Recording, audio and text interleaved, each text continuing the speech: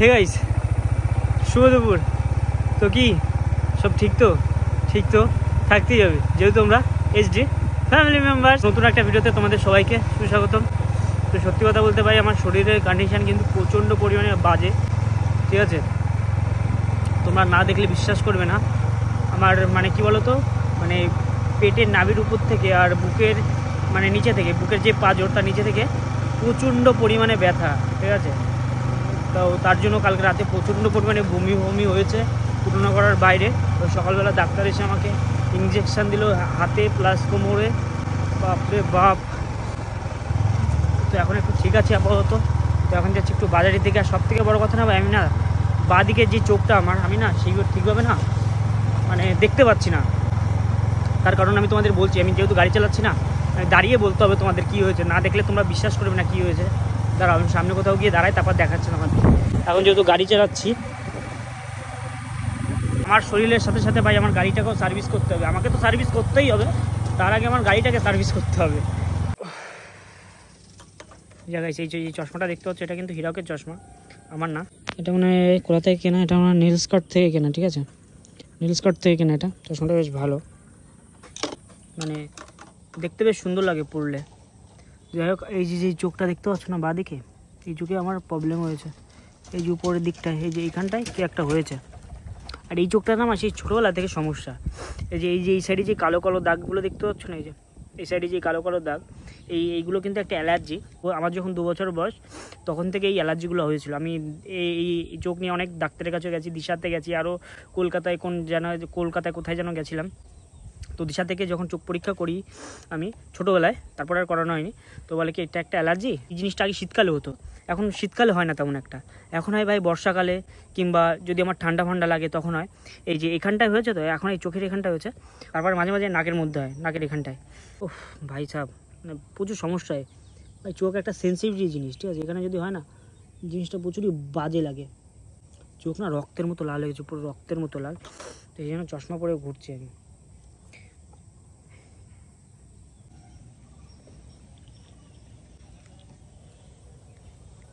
তো এটা হচ্ছে মেন ব্যাপার। তো চলো এখন একটু যাবো বাজারে, একটু এটিএমে যাবো কিছু টাকা তুলতে। চলো লেটস গো, যা যাক, তাই না গাইস? আমি কি যেটা দেখতে পাচ্ছি সেটা কি রিয়েল আদৌ? আমি বিশ্বাসই করতে পারছি না। যাই হোক, বৃষ্টি পড়ছে অলরেডি। বৃষ্টির মধ্যেও কিন্তু আমি ভিডিও বানাচ্ছি তোমাদের জন্য। শরীর খারাপ তা নিও। গাইস দেখো বত্রিলের অবস্থাটা দেখো একবার, সেরা লাগছে কিন্তু। এখানে কিন্তু জাল পাতা রয়েছে, রাতে বৃষ্টি হোক এই জালটা তুলতে হবে, দেখবো কি মাছ বেঁধেছে, ঠিক আছে? চারি সাইডে শুধু জল জল হয়ে গেছে কিন্তু। ওয়াও, সেরা লাগছে। এই জলের মধ্যে যদি নৌকা করে গিয়ে যদি বিয়ার খাওয়া হয়, সাথে কষা চিকেন, কেমন হবে বলো তো? সেরা হবে না?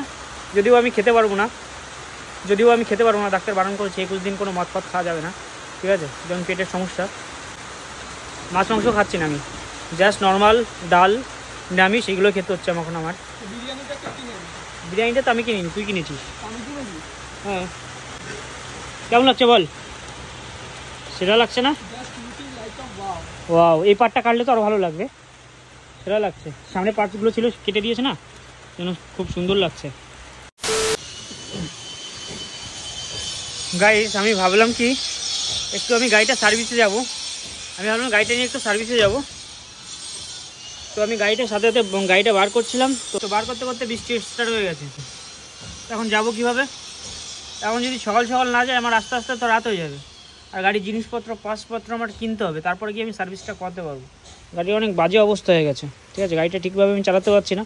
কালকে গাড়িটা পড়ে গিয়ে আয়না ভেঙে গেছে, আয়নাটা চেঞ্জ করলাম কালকে রাতে গিয়ে। তারপর ওখানটায় একটু সামনের চাকায় একটু প্রবলেম দেখা দিচ্ছে, মানে হচ্ছে টাল খাচ্ছে, সেটা দেখতে হবে। আর সমস্যা। আমি সমস্যা পছন্দ করি না, বাট সমস্যা আমাকে পছন্দ করে। Problem I don't like problem, but problem likes me. I can't avoid.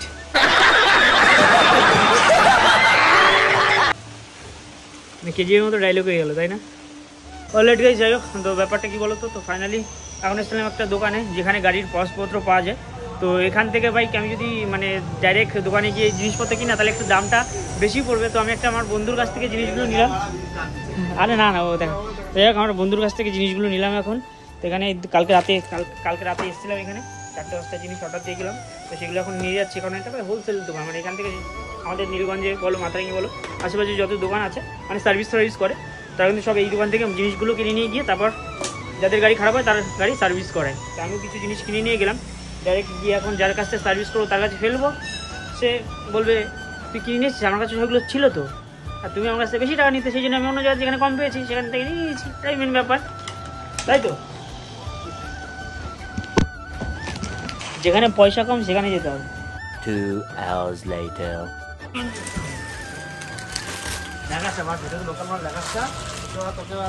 Local মাল, পয়সা কম লোকাল মাল লাগিয়েছে আবার কি। যাই হোক ব্যাপারটি করে তো ভাই, তো জিনিসপত্র নিয়ে কিন্তু চলে এসেছিলাম ভাইয়ের কাছে, যার কাছে আমি যে আমার গাড়ির ডাক্তার, ঠিক আছে, যার একটা পার্সোনাল ডাক্তার থাকে আমার গাড়ি, কিন্তু এর কাছেই সমস্ত কাজবাজ করে, ঠিক আছে।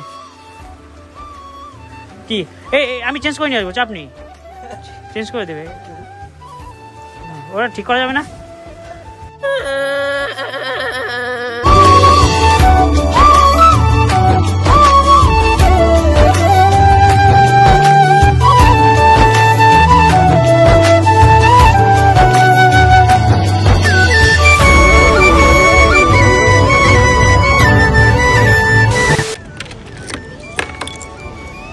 অলরাইট গাড়ি, যাই হোক এইমাত্র জাস্ট গাড়িটা সার্ভিস করে নিয়ে আসলাম। এখন আসলাম পেট্রোল পাম্পে, দাও 532।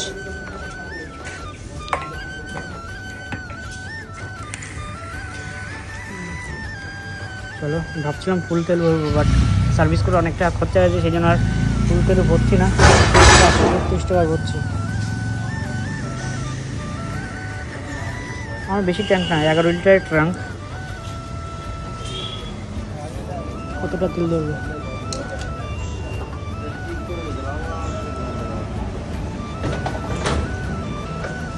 5 লিটার তেল ধরেছে, অনেক, 5 লিটার। সরো এখন আবার তো ভরে নিলাম, বিকেলবেলা আবার 100-200 টাকা ভরে নেবো, ওখানে ফুল হয়ে যাবে।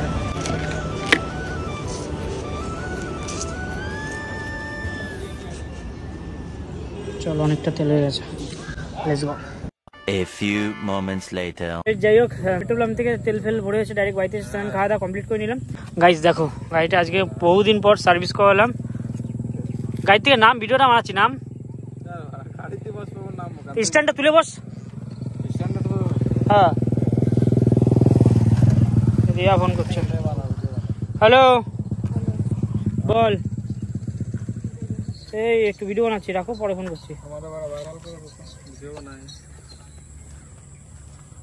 যাই হোক গাড়িটা বেশ সুন্দর লাগছে, সব থেকে একটা জিনিস বেশি ভালো লাগছে, এই যে গাড়ির চেনটা না একদম পুরো চকচক চকচক করছে, পুরো একদম ধুয়ে মুছে একদম পরিষ্কার করে লিউ ফিউ দিয়ে নিয়ে এসেছি। মাঠে আস্তে আস্তে একটু যা কাদা হলো কালকে, গাড়িটা পড়ে গিয়ে না ওই কোনায় আয়না গাড় মারা গেছে, ঠিক আছে। যাই হোক চলো, ও ঠিক হয়ে গেছে, চাপ নেই, নতুন আয়না লাগিয়ে নিয়েছি, যদিও একটু ঢিলা, কিছু করেন, 100 টাকা দেয় না।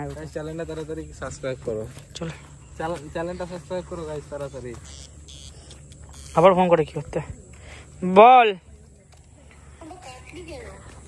আমি ভিডিও বানাচ্ছি বললাম তো।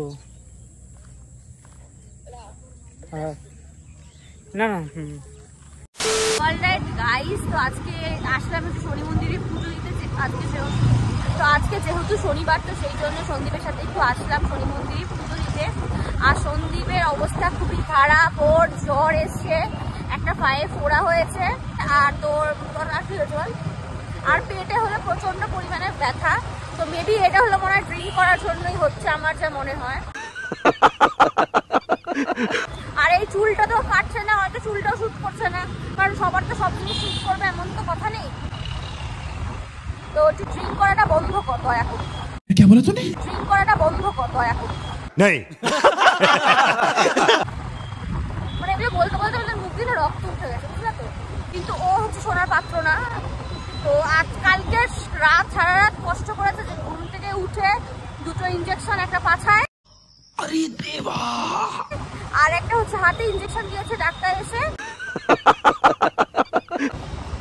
তো তারপরও শিক্ষা হবে না, এত কষ্ট করবি তাও এরা ভাই এইসব খাওয়া দাওয়া ছাড়বে না, ফালতু ছেলে। Sorry sorry sorry sorry sorry.